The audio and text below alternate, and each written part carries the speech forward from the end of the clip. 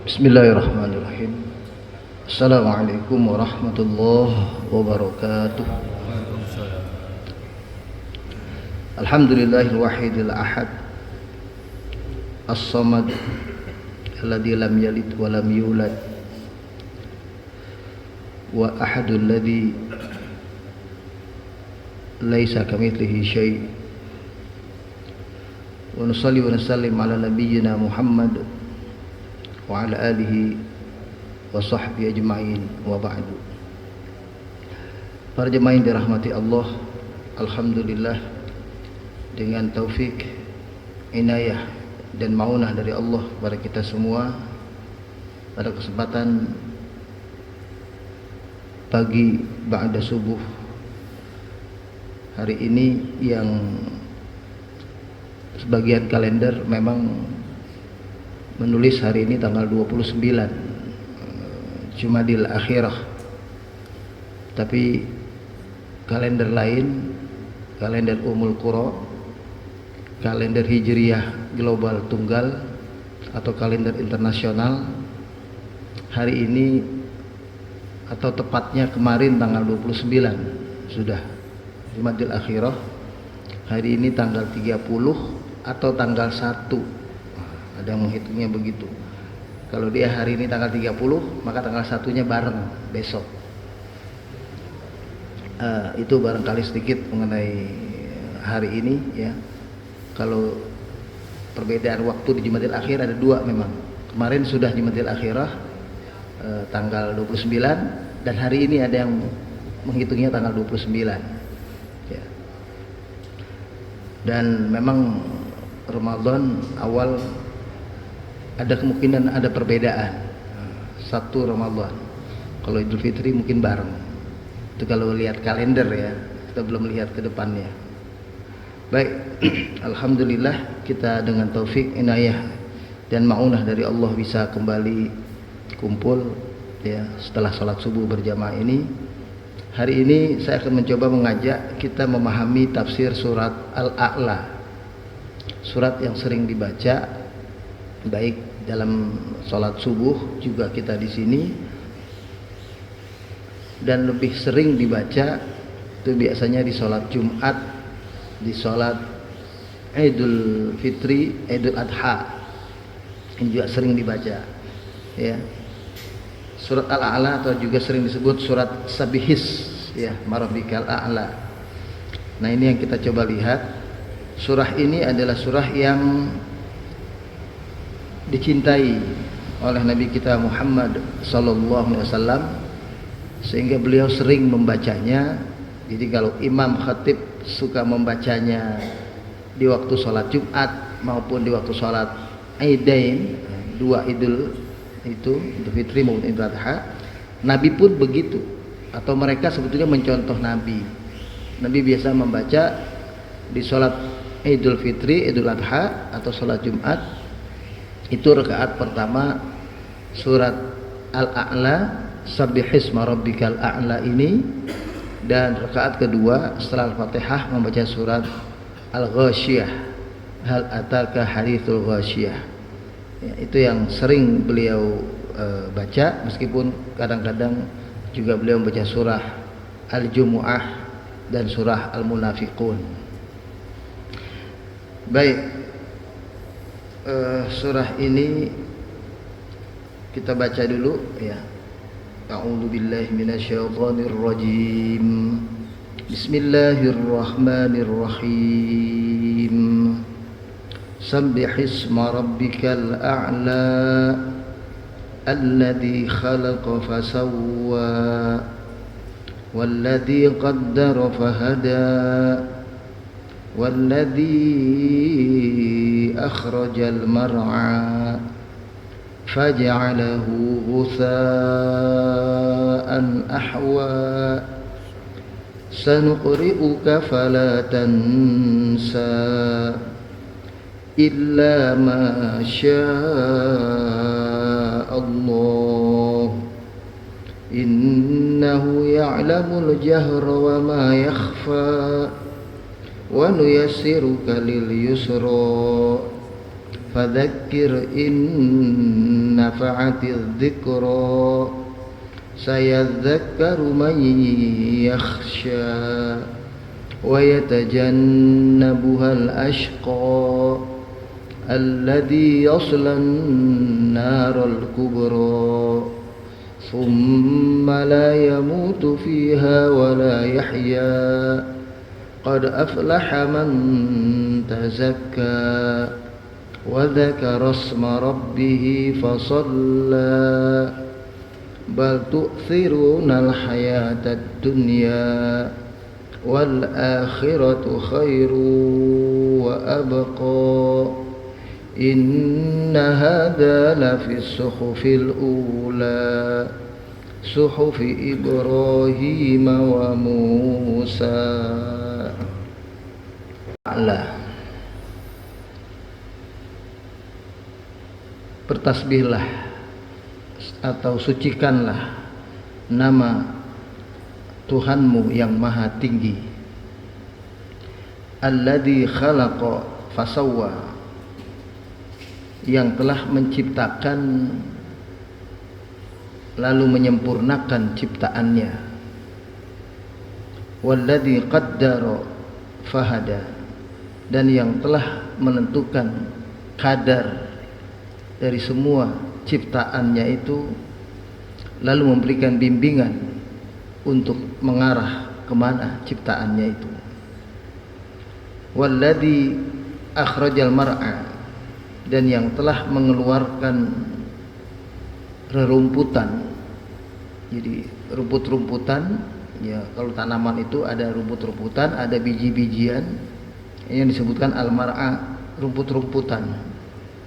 Faja'alahu ghutha'an ahwa, lalu dia menjadikan rumput-rumputan itu menjadi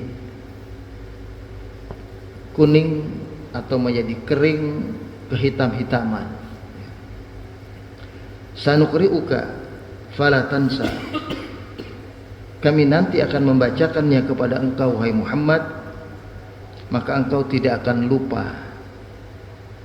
Illa ma syaa Allah, kecuali apa yang Allah kehendaki. Innahu ya'lamul jahra wa ma yakhfa, sesungguhnya dia Allah Tuhanmu itu mengetahui yang jahar, yang nampak, dan dia mengetahui yang tersembunyi.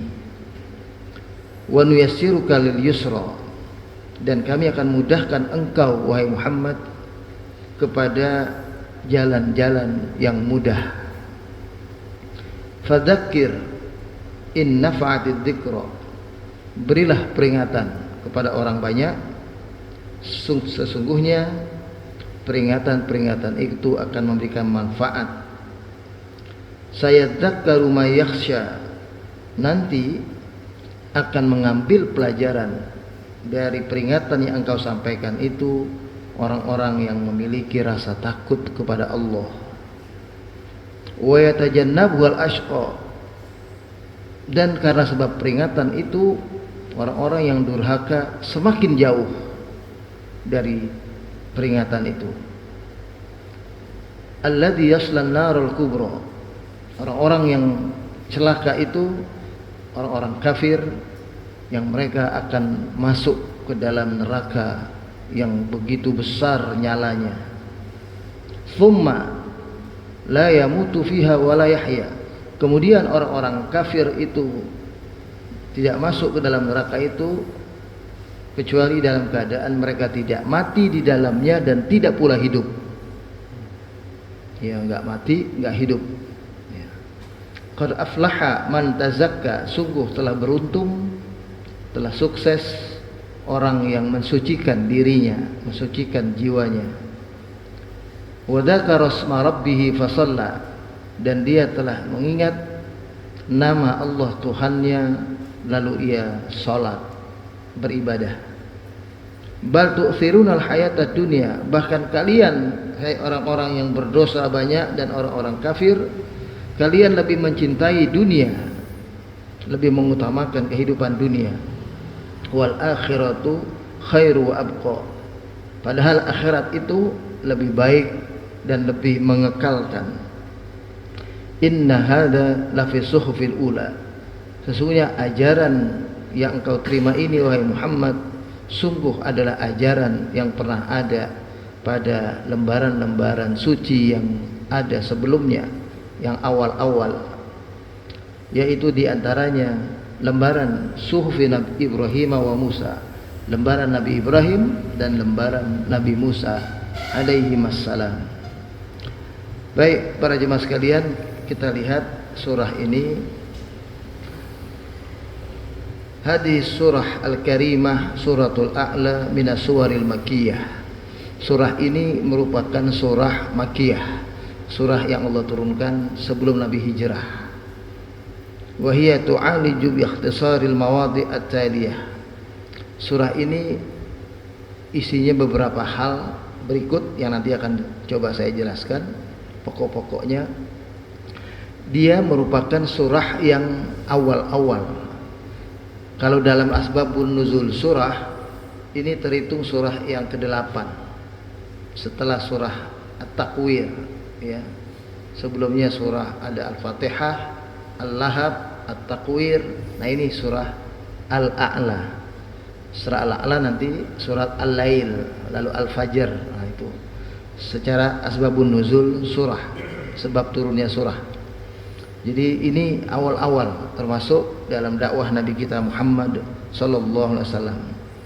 Pokok isinya ada 3. Ya, yang pertama tauhidud dzatil aliyah, dzatur rabb jalla wa ala wa sifatuhu al-qudsiyah wa ba'dud dalail ala qudrati wal wahdaniyah, yaitu tentang keesaan zatnya Allah yang maha agung, yang maha tinggi ini. Dialah Allah Tuhan yang maha suci, yang maha mulia, dan keterangan tentang sifat-sifatnya yang suci, yang bersih, ya, tidak ada noda. Wa ba'dud dalail, dan sebagian isinya adalah juga tentang keterangan-keterangan tentang kekuasaan, ya, dan keesaannya. Jadi kemampuannya melakukan penciptaan apapun. Hadits anil wahyi al-ilahi wal Qur'an al-mubin al-munazzal ala khatamil anbiya'i wal mursalin wa taysiru hifzihi ala rasuli alaihi salam. Pembicaraan yang kedua dalam surah ini adalah tentang wahyu Allah, tentang Al-Quran yang jelas-jelas nyata dan benar turun atau diturunkan kepada Nabi yang terakhir, Rasul yang terakhir, dan Allah mudahkan beliau Nabi yang terakhir ini menguasai Al-Quran, menghafalnya sampai tidak lupa, ya. Pokok yang ketiga isinya adalah at-tadzkir bil mau'izatil hasanah allati yantafi'u biha ahlul qulub al-hayyah wa yastafidu minha ahlus sa'adah wal iman, yaitu peringatan yang isinya berupa peringatan yang memberikan pelajaran-pelajaran kebaikan yang akan menjadi manfaat bagi orang-orang yang hatinya hidup, yang hatinya memang peka untuk menerima kebenaran, dan menjadi manfaat besar betul bagi orang-orang yang mengharapkan kebahagiaan hidup dunia akhirat, ya, orang-orang yang memiliki keimanan, ya. Kita lihat surat ini dimulai dengan kalimat sabbih, ya. Sabbih, jadi sabbih isma rabbika. Jadi sabbih isma rabbika. Sabbih itu sucikanlah, isma nama, rabbika Tuhanmu.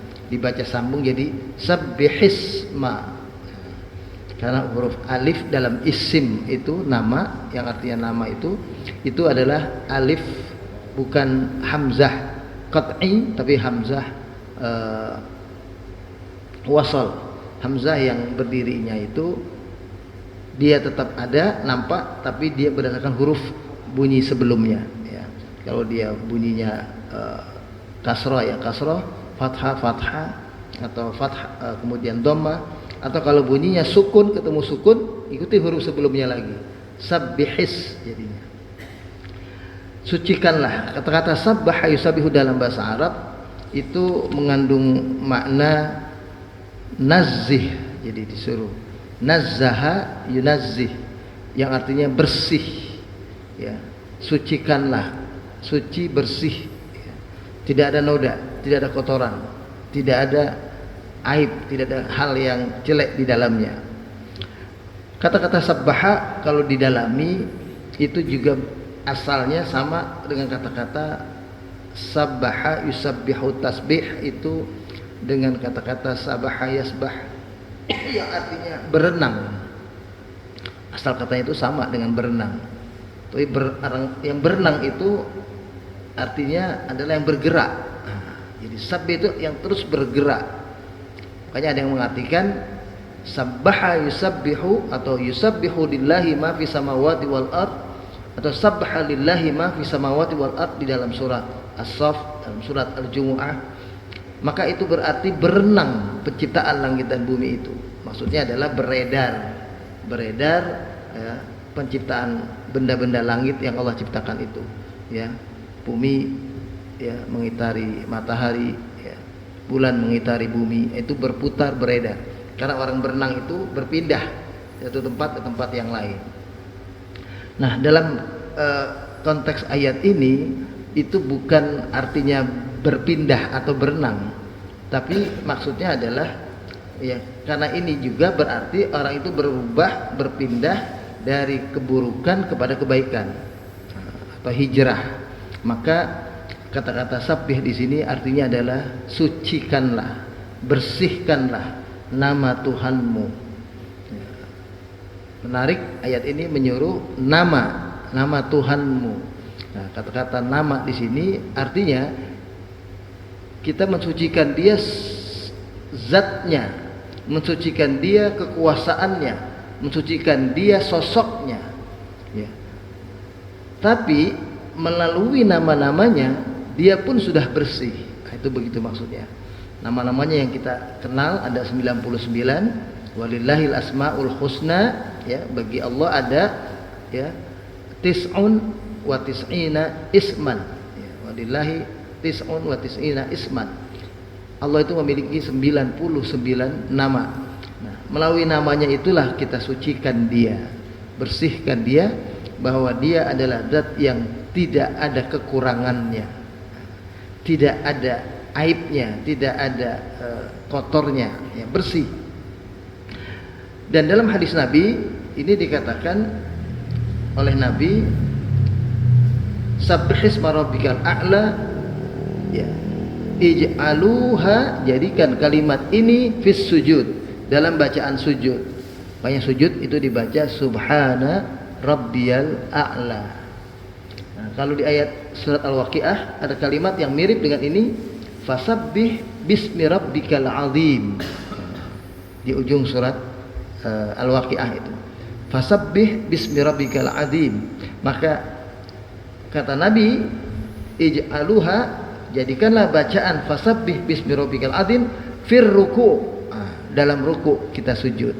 Makanya waktu kita, dalam ruku' kita salat maksudnya, maka dalam ruku' kita membaca subhana rabbiyal azim, ya.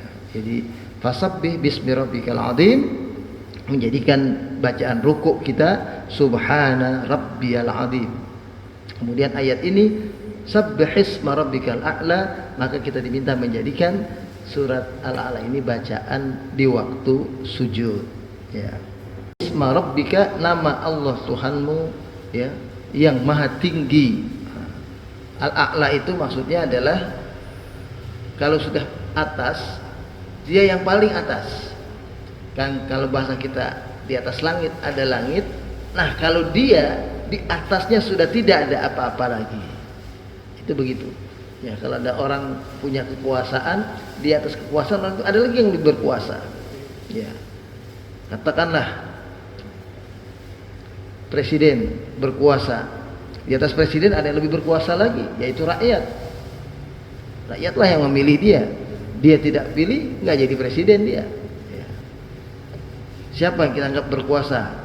Katakanlah Sekarang Donald Trump misalnya berkuasa, di atas dia ada yang berkuasa lagi, parlemennya atau mungkin lobby Yahudinya yang lebih berkuasa, sehingga dia pun dalam menentukan kebijakan-kebijakan itu berpikir tentang lobby Yahudi dan sebagainya. Jadi kekuasaan manusia terbatas. Di atasnya ada lagi, di atasnya lagi. Tapi kalau Allah Al-A'la yang maha tinggi, ya, makanya ketika orang bersikap kibir itu bersikap sombong, merasa besar. Dalam bahasa Arab al-kibriya disebutnya, sikap sombong itu. Allah katakan al-kibriya'u ridai, al-kibriya'u ridai. Pakaian kebesaran itu yang menyebabkan seseorang merasa sombong di dalamnya, itu adalah pakaianku, kata Allah. Maka tidak boleh ada yang memakai pakaian Tuhan itu. Pakaian Allah nggak boleh ada yang pakai. Jadi kalau orang nggak boleh bersikap sombong. Ya. Kalau dia, ya, katakanlah seperti orang bersikap sombong, tapi bukan Allah itu sombong, bukan. Allah itu bersikap dirinya adalah yang paling besar, yang maha kuasa, itu pantas karena dia memang yang berkuasa. Tapi kalau manusia tidak. Makanya manusia yang sombong itu dalam keimanan ini, itu adalah orang yang tidak bakal masuk ke dalam surga karena dia berani menggunakan pakaian Allah. Ya, kenapa orang sombong itu nggak bakal masuk surga? Karena dia berani memakai pakaian Allah. Al-kibriya'u ridai, kata Allah dalam hadis qudsi. Sombong itu atau merasa hebat dan besar itu adalah pakaianku. Maka siapa yang merasa hebat dan merasa besar, merasa sombong, dia berarti menggunakan pakaianku dan dia tidak akan masuk surga. Dalam hadis dikatakan la yadkhulul jannata man kana fi qalbihi mithqala dzarratin min kibrin. Tidak akan masuk ke dalam surga siapapun kita orangnya, entah dia sosok biasa, rakyat kecil, pejabat, orang yang berkuasa, orang yang berilmu, ulama, cendekiawan, siapapun, ya, kalau ada kesombongan dalam hatinya, orang itu tidak akan masuk ke dalam surga, kata Nabi. Kenapa? Karena penyebab iblis laknatullahi alaihi tidak masuk ke dalam surga atau dikeluarkan dari surga karena sombong. Dia menolak sujud kepada Adam dengan mengatakan ana khairum minhu, saya lebih baik dari Adam. Khalaqtani min narin wa khalaqtahu min tin. Engkau menciptakan aku dari api, wahai Tuhan, sedangkan engkau menciptakan Adam itu cuma dari tanah. Dia merasa penciptaan dirinya dari api itu lebih besar, lebih hebat, ya. Maka dia tidak masuk ke surga atau dia dikeluarkan dari surga karena sebab sombongnya itu. Hati-hati, ya. Kita kalau biasanya sombong itu kena kepada yang punya, orang yang banyak punya, atau orang yang sebetulnya sedikit punya tapi dia merasa banyak punya, itu orang yang bisa sombong. Tapi arti sombong itu dalam pengertian agama, ya, bukan orang yang berpenampilan mewah, bukan orang yang bersepatu bagus, berbaju bagus, bermobil bagus, berumah bagus, bukan. Sombong itu dalam pengertian agama artinya adalah, ya, batorul haqqi wa ghamtun nas. Ini yang nggak bakal masuk surga ketika punya dua sikap ini, batorul haqqi wa ghamtun nas, yakni menolak kebenaran karena dia merasa sudah hebat. Dia menolak kebenaran dari siapapun, dia merasa dirinya sumber kebenaran, kayak Firaun begitu. Wa ghamtun nas, dan merendahkan orang lain. Jadi kalau kita sudah punya sikap merendahkan orang lain, meremehkan orang lain, itu sombong, ya. Nah biasanya orang yang sepatunya bagus merendahkan orang, itu biasanya begitu. Orang yang pakaiannya bagus, penampilannya bagus, mobilnya bagus, merendahkan orang, itu biasanya begitu. Tapi sekali lagi, yang membuat dia sombong bukan penampilannya, tapi sikapnya yang merendahkan orang lain, sikapnya yang menolak kebenaran. Itu sikap sombongnya di situ. Yang pantas untuk bersikap sombong, tapi dia sendiri tidak sombong, kan begitu. Ya. Kita lihat sifat berikutnya. Sifat yang disebutkan salah satunya yang menjadi isma rabbika, nama Tuhanmu itu. Alladzi khalaqa, dia al-khaliq. Makanya disebut dialah yang menciptakan. Fasawa, dan bukan sekedar mencipta, dia sempurnakan ciptaannya itu. Jadi dia kalau menciptakan sesuatu itu sempurna. Dia ciptakan misalnya hewan, katakanlah semut misalnya, dia ciptakan sempurna semut itu. Seperti makhluk hidup lain, semut itu ada jantungnya, semut itu ada paru-parunya yang dia bernafas, semut itu ada kakinya, ada tangannya, semut itu ada mulutnya. Itu semut sekecil itu punya itu semua. Dan yang lebih kecil dari semut yang kita tidak bisa lihat kecuali dengan alat mikroskop, kuman-kuman juga sama. Ada jantungnya, ada kakinya, tangannya, ada mulutnya, tapi kecil, halus. Itu makhluk yang Allah ciptakan sempurna. Itu yang disebut dengan alladzi khalaqa fasawwa. Dia ciptakan dan sempurna. Allah ciptakan kita juga begitu, sempurna. Kita posisinya jadi makhluk yang berdiri begini, ya, kepalanya di atas dengan kedua tangan, kedua kaki penopang ada di bawah.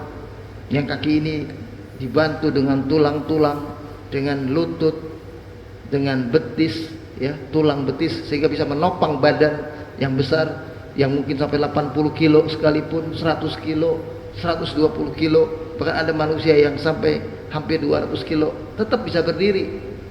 Kalau di atas 200 biasanya udah gak kuat berdiri. Ya, itu begitu. Nah, itu dia ciptakan kita seperti itu, yang disebut dengan dia menciptakan sesuatu dan dia menyempurnakan ciptaannya. Jadi bukan sekedar bikin, kayak kita gambar asal gambar, kayak kita melukis asal melukis, tidak. Dia menciptakan sesuatu itu, diciptakannya dengan sempurna, detil, rapih, cakep semuanya. Semuanya ada organ-organ tubuhnya yang membuat dia jadi hidup. Dan semua makhluk yang diciptakannya itu ada rohnya, semuanya ada rohnya.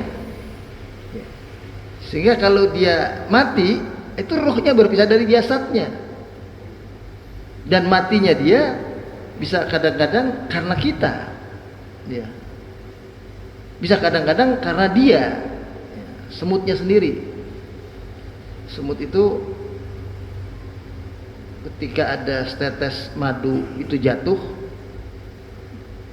dia mungkin mula-mula melihat itu manis, dia ambil sedikit, kok enak manis, balik lagi dia, enak manis, udah balik, dia mau nambah lagi, balik lagi, terus berulang-ulang dia nikmati madu itu, dengan tangannya sedikit diambil, tangan sedikit diambil.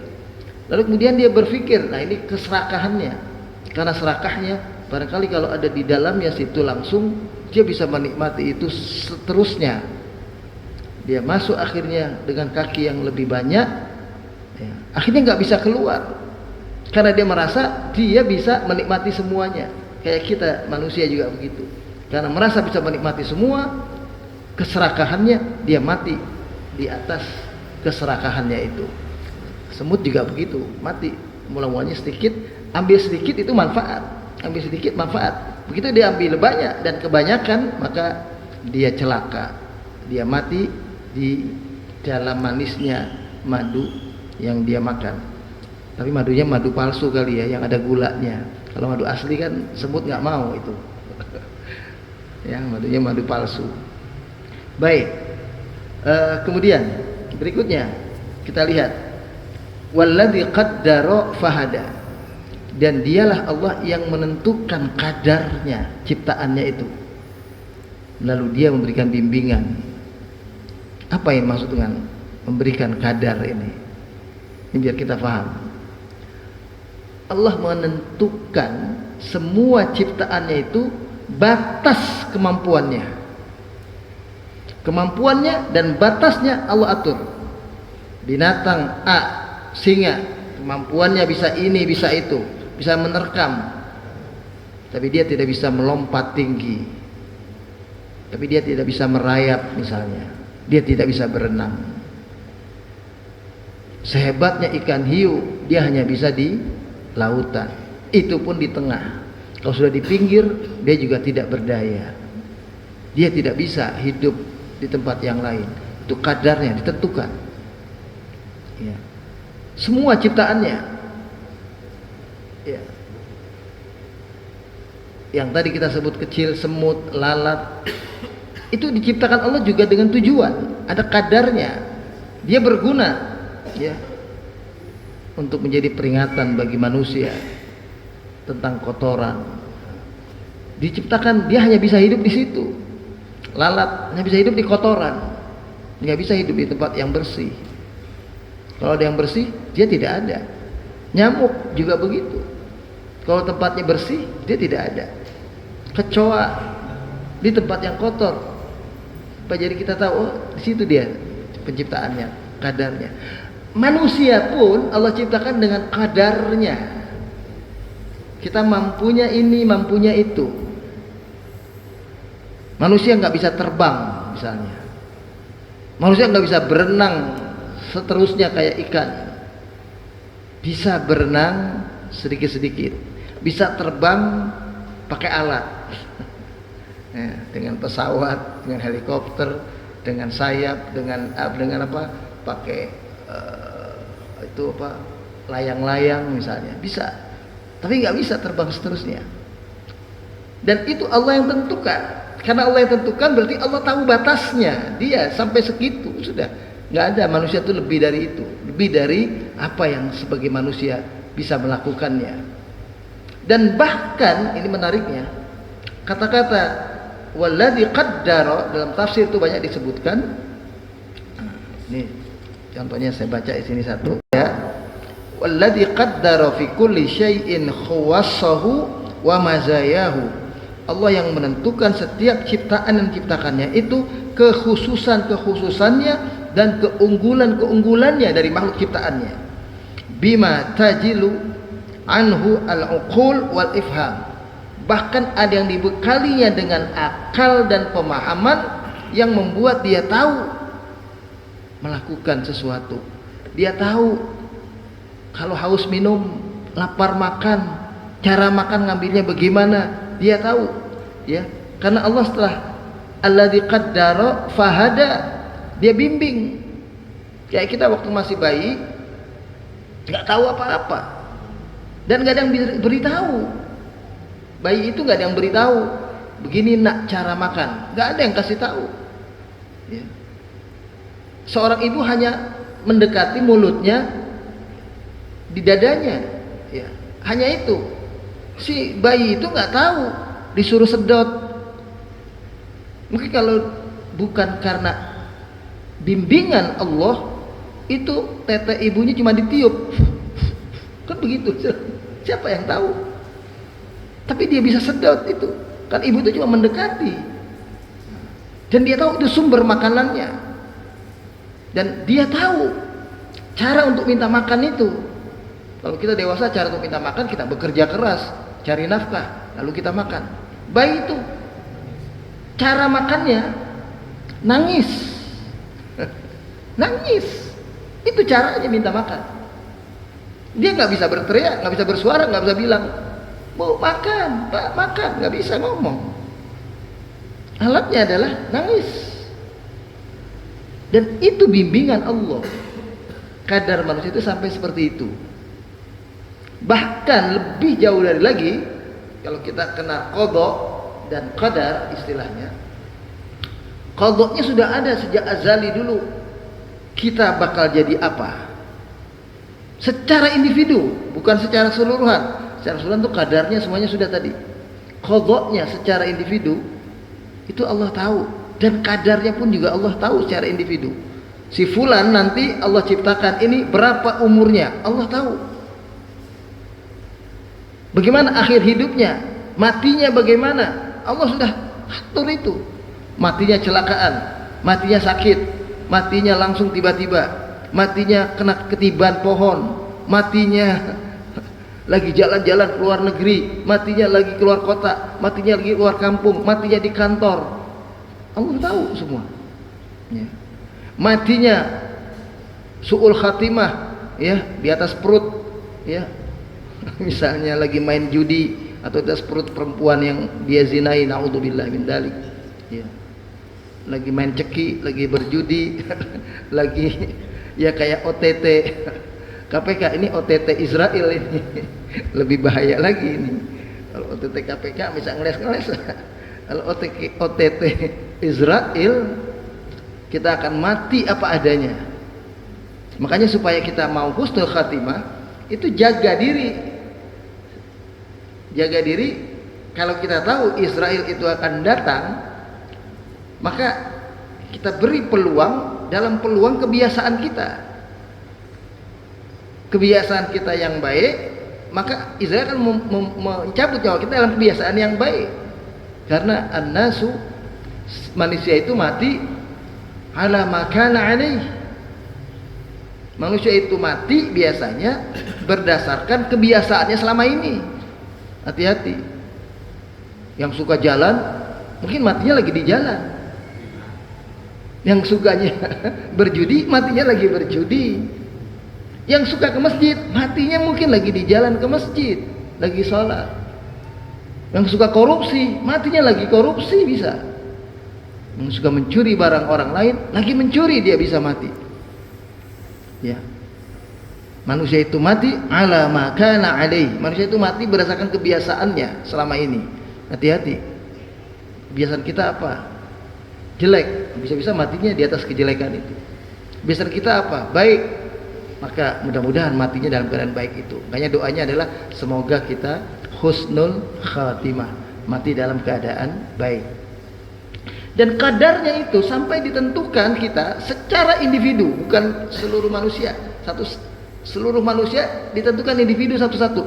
Ini si fulan Allah sudah tahu. Bahkan ini bakal masuk neraka. Ini bakal masuk surga. Ini awal-awalnya rajin ke masjid, tapi di ujung bakal murtad. Allah tahu. Ini orang jahat, kafir, maksiat, suka minuman keras, bahkan suka berzina, tapi nanti di ujung usianya, umurnya panjang, dia 60 sampai 70, dia taubat, bakal masuk surga. Allah tahu. Ya, itu sudah dalam qadha-nya semuanya. Dia tahu itu semua. Ditentukan. Ini namanya walladzi qaddara fahada. Allah yang tentukan takdirnya dan kemudian Allah bimbing kita. Tapi bukan sekedar ditentukan, tapi dibimbing. Dibimbing itu artinya dikasih jalan. Makanya kebenaran ini itu dalam Al-Qur'an surat Al-Kahfi ayat 29, al-haqqu mir rabbika, kebenaran itu al-haqqu mir rabbikum, di ayat itu. Al-haqqu mir rabbikum, kebenaran itu dari Allah Tuhanmu. Faman syaa falyu'min wa man syaa falyakfur. Barang siapa yang mau beriman, berimanlah, yang mau kafir, kafirlah. Tapi sudah jelas Allah kasih tahu dulu. Dikirim rasul banyak, sampai 126.000 rasul dikirim. Yang kita kenal 25 orang dalam Al-Qur'an itu, 25 orang. Nabi begitu banyak supaya manusia tahu memilih jalan yang benar. Dan tahu untuk menghindarkan diri dari jalan yang salah. Jangan dipilih jalan yang tidak benar itu. Jadi Allah yang tentukan itu. Dan kalau Allah yang menentukan itu, dengan ilmunya dia tahu kadarnya, dengan ilmunya dia tahu dan kadarnya menentukan batas kemampuan orang itu, maka disitulah yang disebut dengan ilmu Allah yang tidak terbatas, kuasanya yang tidak terbatas, kehendaknya yang tidak terbatas, dan kesuciannya yang disebut dengan sabbihisma rabbikal a'la. Ayat 4 buat kita berpikir, walladzi akhrajal mar'a, dialah Allah yang mengeluarkan tumbuh-tumbuhan dalam jenis bentuk rumput-rumputan. Supaya kita berpikir, ini rumput tadinya tidak ada, kemudian dia tumbuh terus dari tadinya kecil biji benih besar. Ada yang rumput itu ada isinya, itulah padi yang kita makan. Ada rumput itu cuma ilalang biasa, ada rumput biasa tapi bisa dimanfaatin menjadi bagus, indah buat alas main bola. Ya kan? Rumput sampai seindah itu, secantik itu asalnya itu ciptaan Allah. Tapi yang namanya rumput tidak selamanya rumput. Kalau tidak dijaga, dipelihara, itu makanya lapangan pun sehebat apapun kalau nggak dipelihara, nggak dijaga, nggak disiram, tidak diatur, ya kadar pertumbuhannya yang terus saling berganti itu, maka bisa-bisa menguning. Nah ini disebutkan faja'alahu, tanaman yang tadinya dari rumputan itu maka bisa Allah jadikan faja'alahu ghutha'an. Ghutha'an itu apa ya? Ghutha'un ka ghutha'is sail. Dalam hadis itu disebut ada kalimat itu.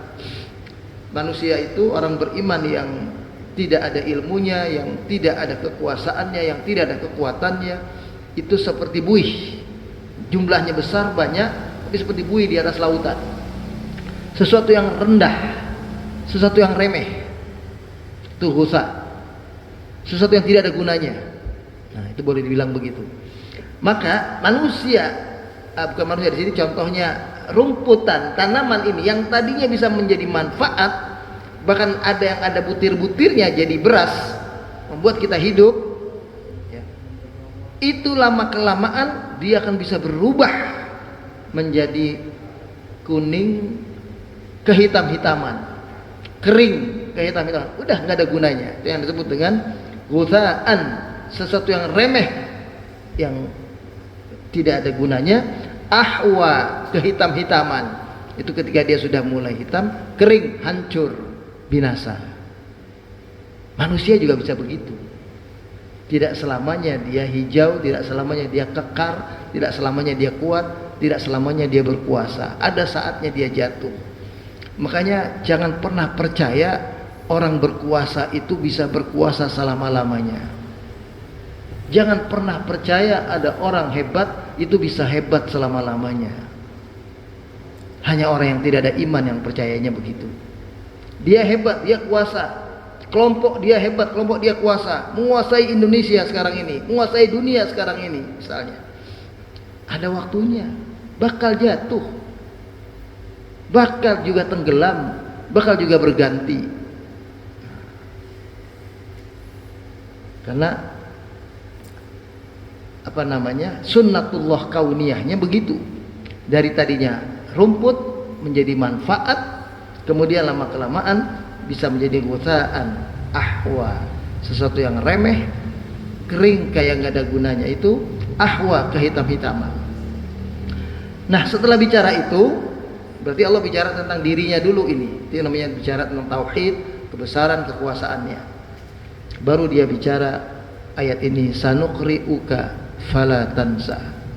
Kami akan bacakan Al-Quran ini kepadamu wahai Muhammad, maka engkau tidak akan lupa. Jadi Nabi itu Allah takdirkan baca Quran, ya, mendengarkan dari malaikat Jibril, membacanya langsung, dan Allah takdirkan langsung beliau hafal, nggak lupa-lupa. Nah ini hebatnya Nabi. Sanuqri'uka fala tansa. Nabi nggak lupa. Kalau kita ada lupanya tetap. Orang yang hafal Quran, yang kita sebut orang hafal Quran itu hafal Qurannya adalah dia hafal 30 juz ketika dia setoran dengan gurunya. Tapi kalau kita tentukan baca surat ini, ayat ini, belum tentu dia bisa hafal itu semua. Dia harus mengulang lagi sedikit.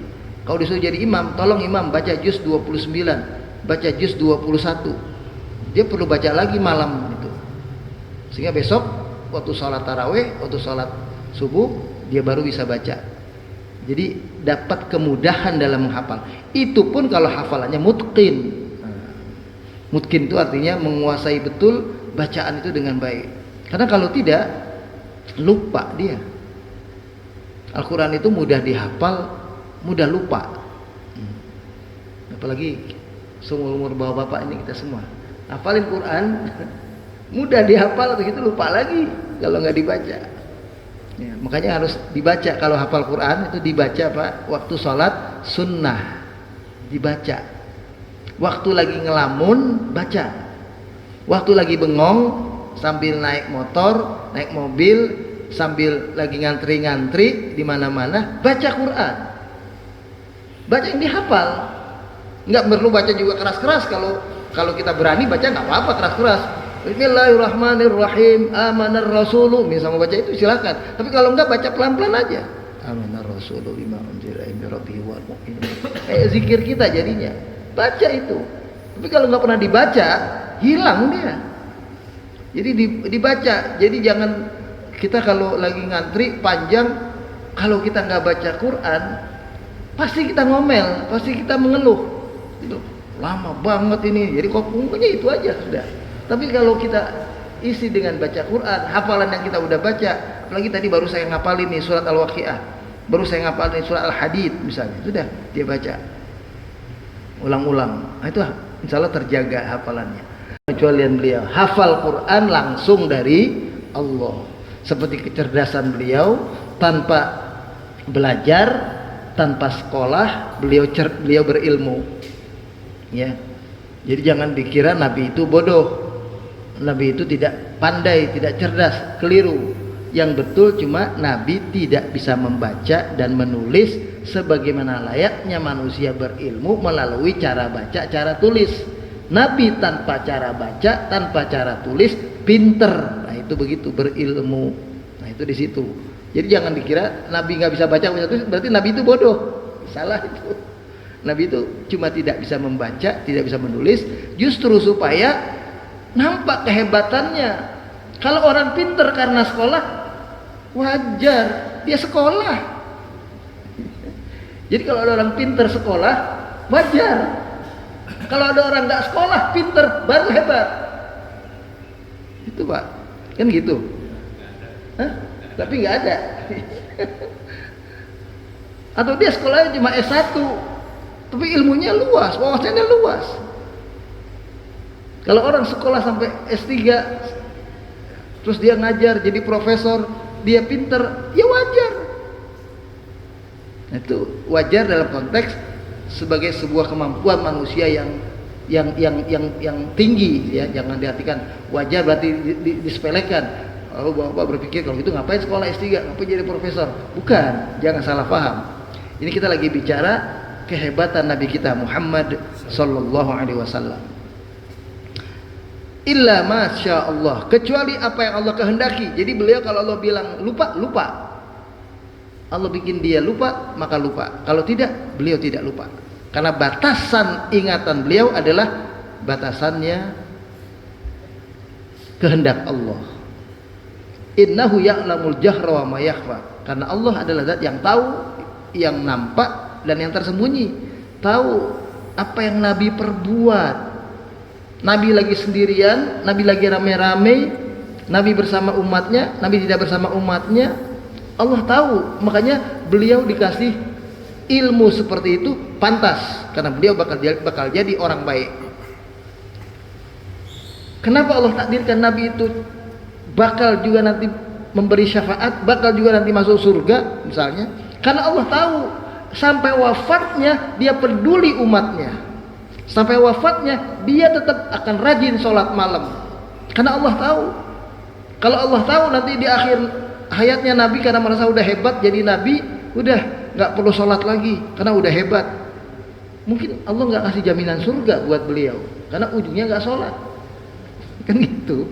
Tapi karena Allah tahu kalibernya Nabi dikasih jaminan surga itu, beliau masih tetap sholat malam sampai kakinya bengkak-bengkak. Allah tahu itu. Makanya dikasih surga, makanya dikasih syafaat. Bahkan mau meninggal dunia, ketika rasanya sakit, dicabut nyawa itu, dia minta kepada Allah agar rasa sakit umatnya, umat Islam ya maksudnya, itu ketika dicabut nyawanya, ditimpakan kepada beliau semuanya sakitnya itu, biar umatnya ketika dicabut nyawanya tidak terlalu sakit. Makanya umat Islam ketika dicabut nyawanya tidak sesakit orang kafir. Karena sudah diambil sebagian rasa sakit itu oleh Nabi kita Muhammad sallallahu alaihi wasallam pada waktu beliau wafat. Bayangkan, makanya beliau pantas memberi syafaat nantinya. Tapi syafaat itu nanti ini dalam ayat berikutnya itu ada tentang orang kafir tidak hidup tidak mati. Tapi kalau orang beriman berdosa, dia dihukum oleh Allah sampai mati, sampai hangus. Ya. Tapi dia kemudian mati, orang beriman. Nanti masuk surga belakangan. Jadi orang ini udah hangus dicuci ya, di telaga surga, mandi dulu putih. Masuk surga. Nah, waktu masuk surga kelihatan tampangnya hitam dulu dikit gitu. Masih ada bekas hitam-hitamnya. Nih orang surga dari neraka nih, ketahuan. Tuh. Tapi lama-kelamaan putih semuanya, udah nggak ada lagi. Itu begitu. Karena orang beriman kalau disiksa Allah nggak seperti orang kafir. Orang kafir kalau disiksa la yamut wa la yahya. Nggak mati nggak hidup. Dia disiksa sampai merasakan siksa. Kan kalau udah mati disiksa, habis selesai. Makanya kalau kita nonton penjahat mau menyiksa orang lain itu disiksanya itu potong kakinya, potong jarinya, diiris-iris kulitnya. Itu penyiksaan, nggak bikin dia mati. Kalau sekali tembak mati itu nggak menyiksa. Nanti di akhirat begitu cara Allah terhadap orang kafir, dibikin tersiksa. Mati tidak, hidup tidak. Dia nggak mati-mati. Tapi dia juga tidak hidup. Bagaimana hidup? Orang lehernya sudah misalnya begitu, sudah terbakar hangus semua. Tapi masih bernyawa, masih ada hidup. Itu orang kafir itu duatnya begitu. La yamutu fiha wa la yahya. Tapi kalau orang beriman enggak begitu. Disiksa sampai mati, hangus. Jadi siksanya sekali gitu lah, sampai betul-betul. Baik para jemaah sekalian, tentu kita nggak bisa menghabiskan kajian ini sampai selesai. Kalau ia selesai sampai waktu duha nanti kita nggak jam 8. Kita batasi. Saya sengaja coba surat ini karena ini sering bapak-bapak, ibu-ibu cuma dengar surat ini biar ada gambaran. Kalau imam baca itu kita punya gambaran itu makna ayat surat Al-A'la. Ya. Kita baru sampai ayat 8 ini. Ya.